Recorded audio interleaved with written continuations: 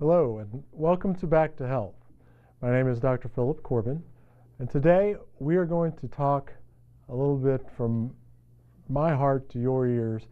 In starting this show, we've been covering a lot of varied topics, and we are looking at how our bodies affect the health and our ability to live our lives.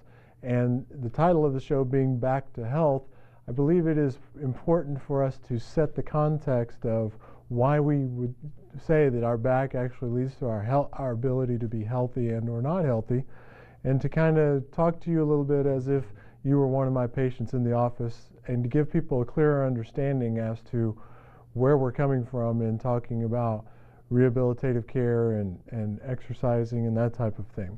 So today, what I would like to talk to you about is a little bit about where health comes from, where to get it when you need it, how you not to maybe undo things that are done to you, and then how to get the most out of care when you are actually participating in care. And that's exactly what I intend to do, is take a little bit of time and share that with you.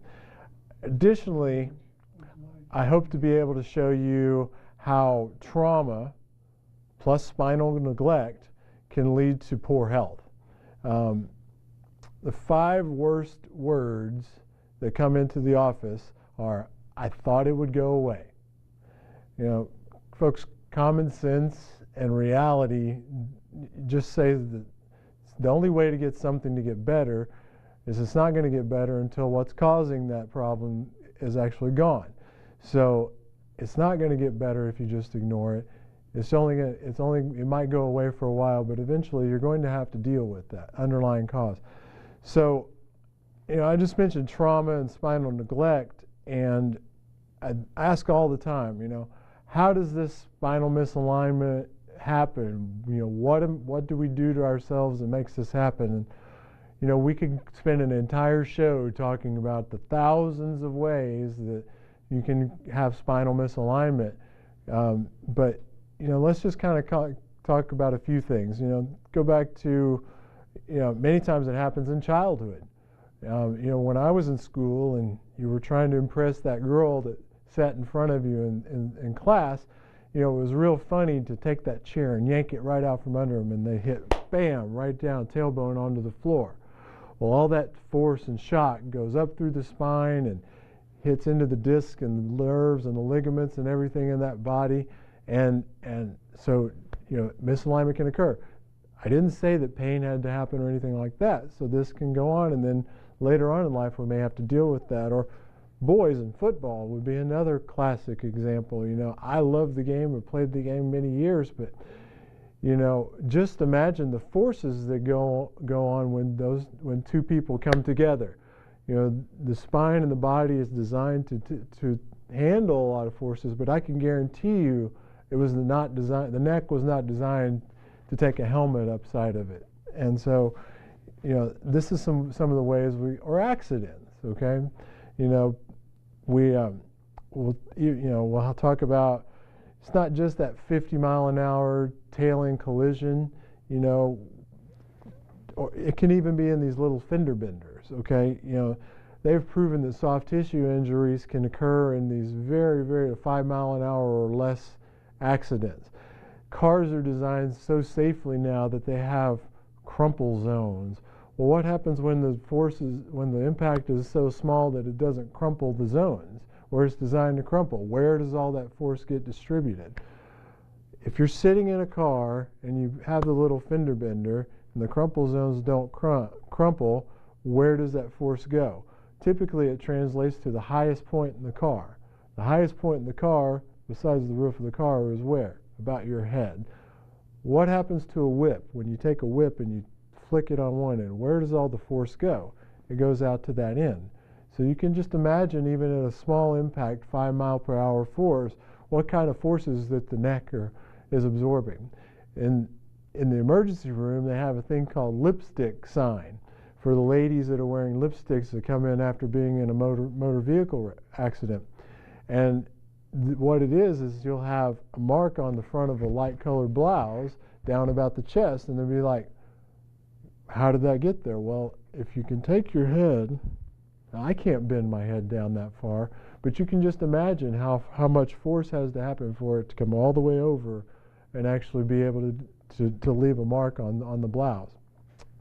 And, you know, a lot of times we'll be talking about accidents, and what's the most common thing we hear, and it's that, you know, I was in an accident a few years ago, and I didn't notice anything wrong. Maybe it was sore for a couple of days, and nothing really, you know, I was better after that. Well, a few years goes by, and now there's numbness down the arms, or headaches are a lot more frequent, and you know, mom's TLC made you feel okay after the wreck, but what was actually injured during that accident was never actually dealt with, and so now the body is dealing with it on its own through diminished ability to manage itself in day-to-day activities.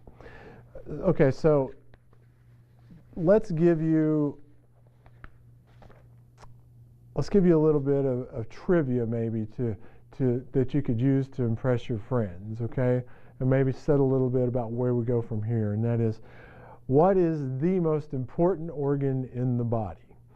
Okay, so first things you could think of would be like the heart, and obviously the heart is very important. If it wasn't there, we wouldn't be able to supply blood and oxygen to the body. The lungs, they're very important to the body, because if we didn't have them, we wouldn't be able to process air out of the atmosphere and give our body the oxygen that it requires to live. But what is the only organ that's completely encased in bone? Well, that's this thing right here, okay, and that's the brain. And I believe God knew what he was doing when he designed this, and that is, we want the most important thing to have the most protection around it, so it's completely encased in bone. The second most important thing in our body then would be the spinal cord, or what exits this thing. And if you think of the anatomy, you have all these bones in the back that the spinal cord goes down through, and it protects that spinal cord a whole lot. Now somebody might say, well, if it's so important, why isn't it all just one big solid thing? Well, if that was the case, we wouldn't be able to move. So we're designed so that each one of those individual segments is able to move independently and allow us to have these nerves feed out from that spinal cord into our body to be able to move our fingers and our toes and our head, and to be able to sense the world around us as well.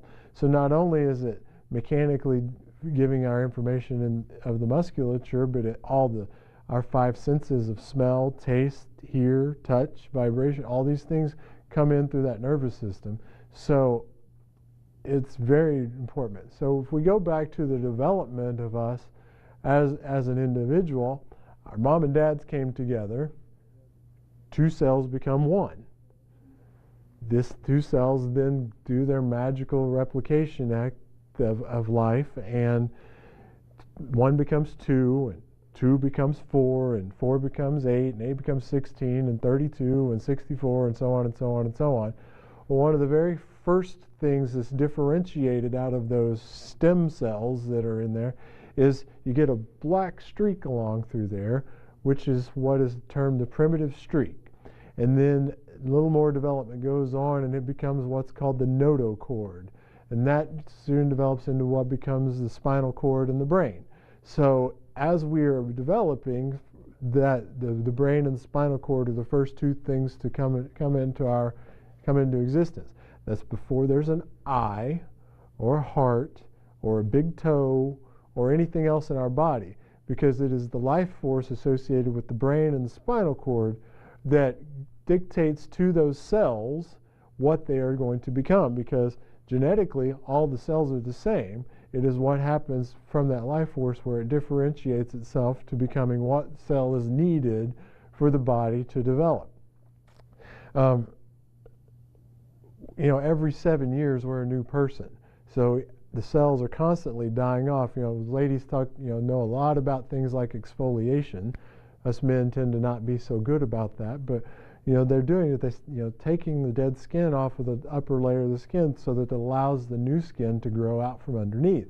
Our body replicates itself constantly, and it is that life force that allows your body to differentiate it so that it will become those types, what it is supposed to be. So this is really a whole different way of looking at life. Okay, it's not it's about as different as the concept of a flat Earth to a round Earth, because you see, being healthy is your birthright. Okay, if you were born as a normal, healthy baby, then there is no reason. That means that your nervous system is functioning correctly to be able to build you a working heart, lungs, vascular system, arms, legs, all things, and then you come out as a viable, healthy baby. Then your body has all the capacity to keep itself healthy throughout its lifetime. It is then what we do to it, ourselves, that creates any sort of changes. So you're designed to be healthy. Good heads don't hurt. Good backs don't hurt. It hurts, something's wrong. Okay, so we kind of have to shift the concept of what health and life, what is really important, where it comes from. Many times we'll hear stories of people relating how they went, particularly in our office. A story, we spoke with Miss Van Houten here recently in one of the episodes, and she had spent a year almost going to her back hurt. I went to my medical doctor. He says it was arthritis, gave me some pain medication, and sent me on my way. Said come back and see him if it was still bothering me. It was still bothering me, so we went and did some tests, and then we went and did so much so that she ended up in the emergency room, and so much so that now she wasn't able to live her life in a normal way. But what was not being addressed was what is actually going on. So when we got into really looking at what was going on, well, the nerves that feed the part of her body that was experiencing pain were being pinched on by bones out of place. They're not aligned in the fashion they were. They're not moving in the way they're supposed to move, and it creates stress upon the nerve. All of you at home, just take your wrist and you just kind of pinch right in here.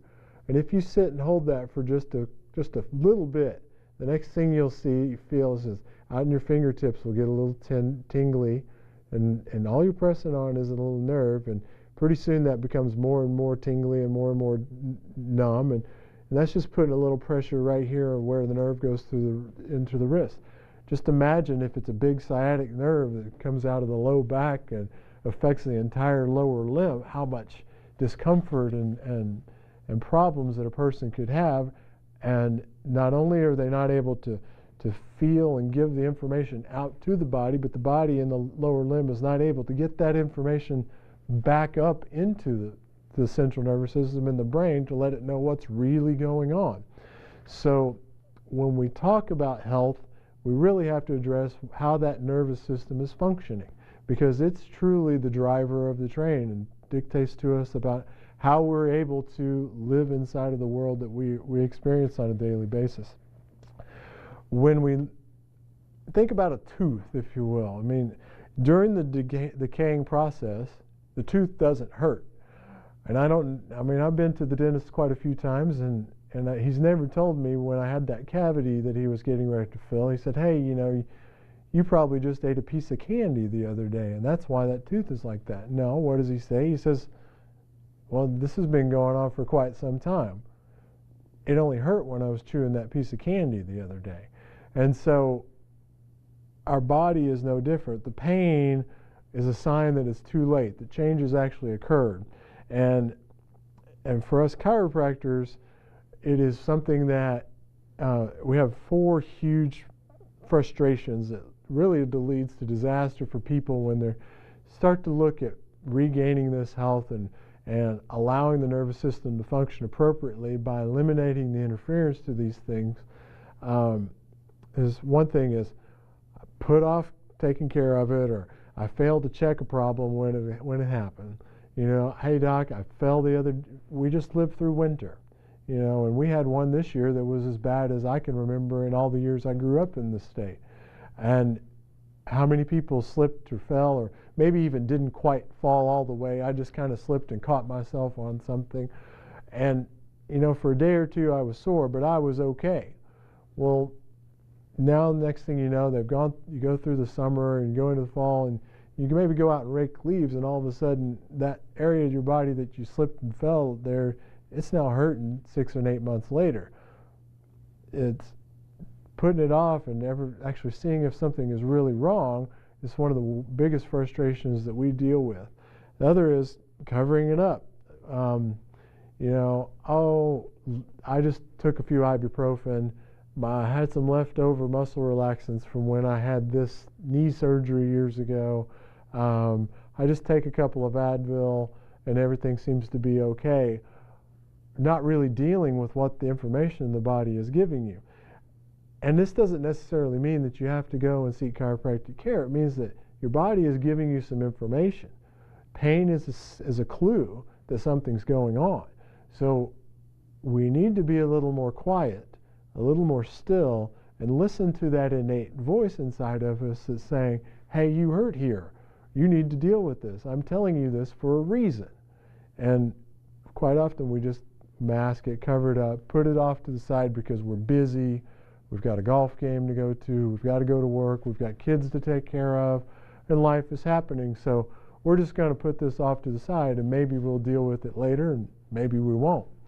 The other thing is people, you know, deciding that I'm going to deal with this, and then they come in and they decide that we figure out exactly what's going on, and we sit down and we explain it to them, and we explain to them what needs to occur to make it get corrected. And then they're going along and they're feeling a little better, and they're, oh, you know what, that was enough. Well, let me ask you this then. If you go to the medical doctor and say you're going for a rash, and you've gone to a dermatologist and he says, here, take this prescription of this salve, go get it filled and use it for the next 30 days. And you start putting it on there for a couple of weeks and the itching goes away and it's not bothering you so much and you stop dealing with it. Well, all of a sudden the rash spreads. Well, it's the same thing when you come into our office. We do these things for a reason. The body heals on its timetable, not on ours. We get in a big hurry. We want it fixed yesterday. Well, when it happened 6 months, 6 years, 20 years ago, and the life processes have gone on during all that time, it cannot be undone over a very short period of time. Just like we recently, a little over a year ago, had our third child.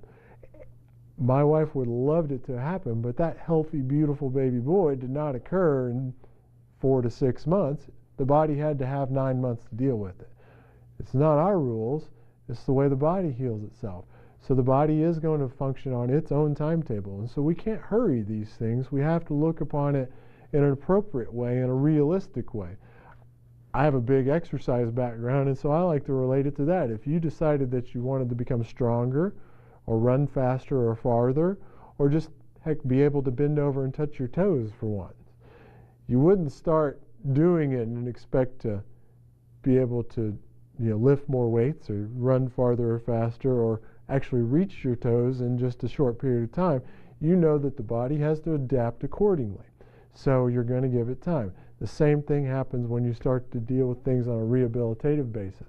You have to give the body time to adapt to the demands and the things that you're putting upon it so that it will heal itself. I don't heal anybody. The body heals itself. I'm just trying to give the body an opportunity to do so.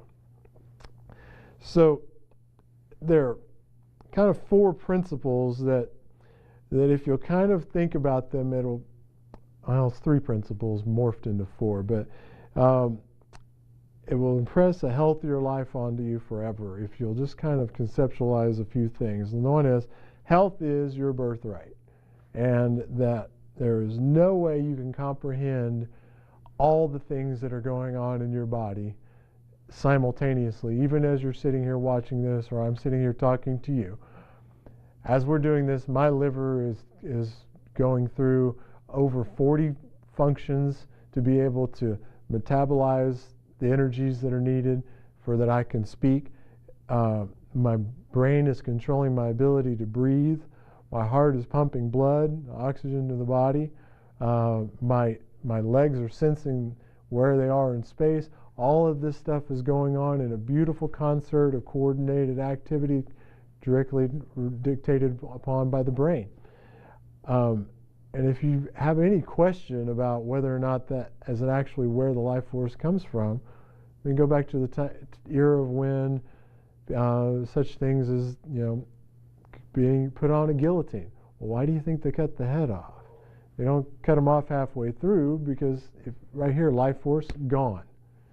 That's very simple analogy to drive home a very important part, is that this is a two-way mechanism street of communication, and you've got to get information from the brain out to the body, and from the body back to the brain in an efficient and effective way, so that you can better deal with the environment around you.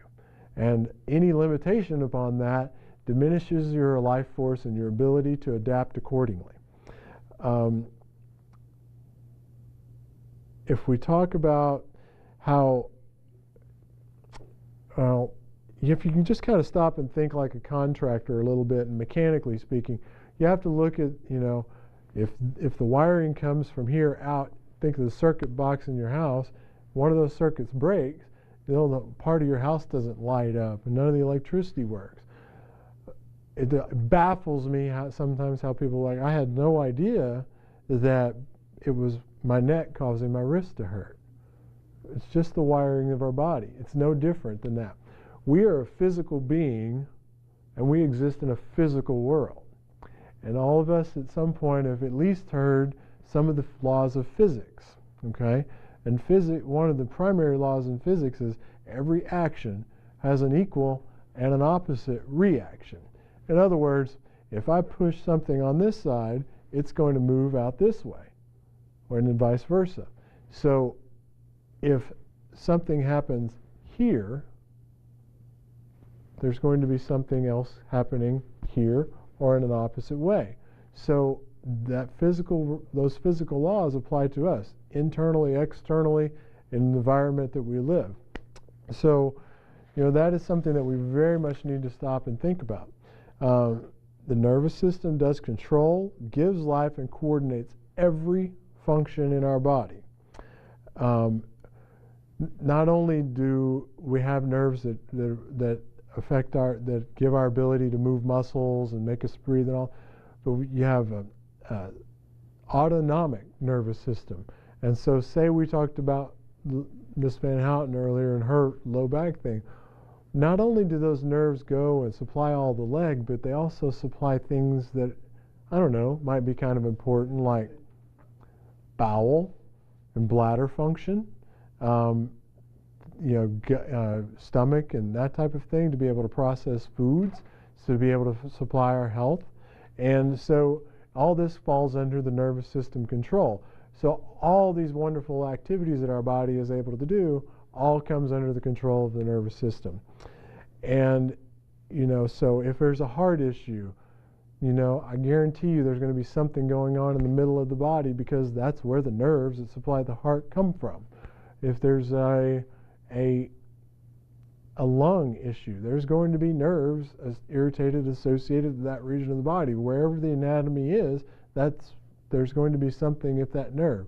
Now, did the heart get damaged first, or was it the nerve first? It doesn't matter. The only way it can get healed is if that nerve is able to give the heart everything it needs to be able to heal itself. So that's really what we try to do when we talk about chiropractic care, and that is, when a vertebrae or a disc gets out of place, it puts pressure on those nerves. And so those life forces are then altered in some way. And, most of the time we hear the stories about pain, but we affect lives and the abilities of people to be able to live more healthily. So the necessary information lines get blocked, and that communication doesn't happen. And so it's not faith healing, it's proven science, and it's not necessarily to believe it for it to be true.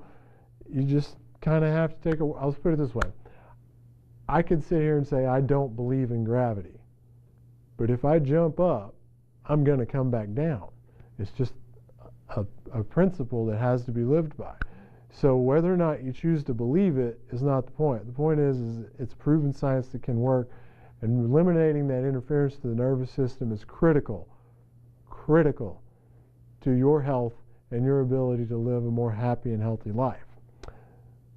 We talk a lot on this show about people's different conditions that people deal with, and we talk about what causes them, how they're treated, what options are out there, and all of those things are ways to try to come back to there's something going on and we got to figure out what it's going to take to get fixed.